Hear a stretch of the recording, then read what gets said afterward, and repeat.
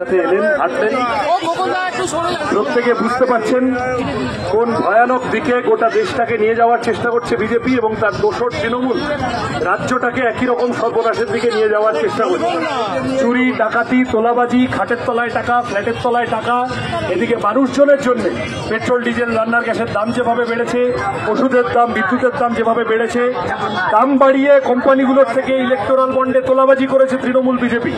School ৮,০০০টা বন্ধ হয়ে গিয়েছে, ৪ লক্ষ মাধ্যমিক পরীক্ষার্থী কমে গিয়েছে, বেকার যুবক যুবতীদের কোনো কাজ নেই, যাদের কাজ আছে তাদের কাজের কোনো গ্যারান্টি নেই, যখন তখন ছাঁটাই, ওভারটাইম খাটানো, মাইনে কম দেওয়া, বয়স্ক মানুষদের মেডিকেল ইন্স্যুরেন্সের প্রিমিয়াম বাড়ছে।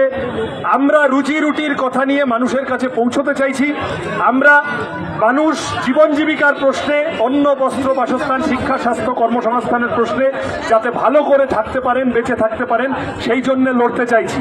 তৃণমূল বিজেপির চেষ্টা থাকবে আগামী দিনে এই লোকসভা ভোটটাকে হিন্দু মুসলমান করিয়ে দেওয়া, বা বাঙালি অবাঙালি করিয়ে দেওয়া, বা অন্য কিছু করিয়ে দেওয়া।